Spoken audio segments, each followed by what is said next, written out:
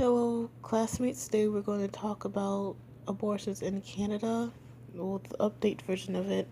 But before I actually dive into the update version of it, I'm going to do a recap about what happened last year because some people on this side hasn't been on my side for my semester, so they probably do not know what I'm talking about. So let's recap. In July 2015, an abortion pill by the name of Myf Jimiso was made legal by the Canadian government.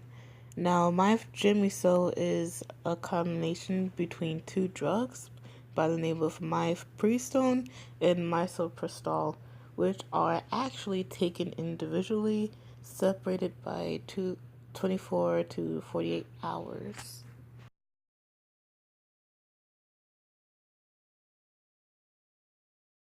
Now moving up to November 7th, 2017, the federal department said that the abortion pill could now be prescribed up to 9 weeks instead of 7 in the pregnancy. And also before 2017, medical professionals would have to take online courses to be familiar with this drug, but when the time hit November 7th, 2017, they no longer had to take courses, which is still true to this day. But it is still mandatory that women had to have an ultrasound to make sure that nothing goes wrong in their pregnancy. Now, these five provinces of Canada, they already had the drugs costs covered, which was Alberta, Ontario, Quebec, New Brunswick, and Nova Scotia. Now, this leads us to the update of my current event. Now, just recently, British Columbia, in February 1st, 2018, it announced that they will cover their the mifepristone pill, so that it will be free for Canadian women in their province. So they became the sixth province to cover the cost and have it accessible for the women. Not only that, but Nova Scotia launched a toll-free phone line that enables women to schedule appointments and schedule a surgical abortion that will take less time than it would in person.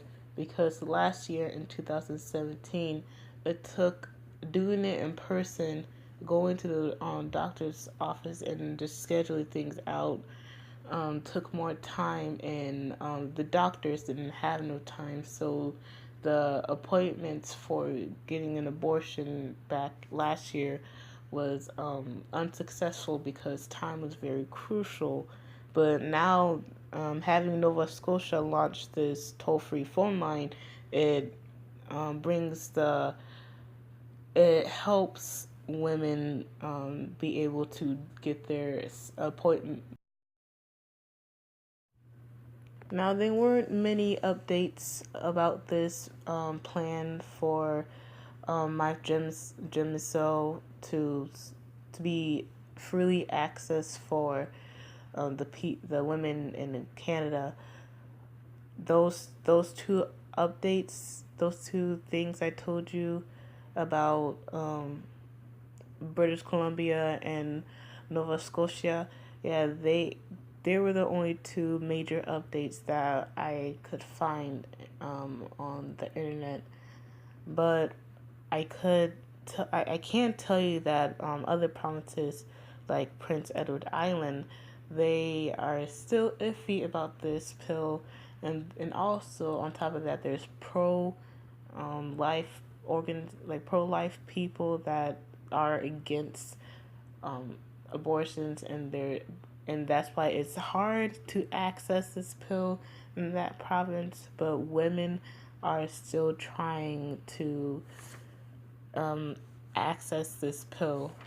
And Health Canada are, like I said, their plan is to make this pill more accessible for the women in Canada. And since they didn't succeed in their plan yet, their plan is still going on. And like I said, how they plan on doing it is to have each province cover the cost of this pill, because like I said before, it's very expensive, and um, not many women can cover the expense of this pill.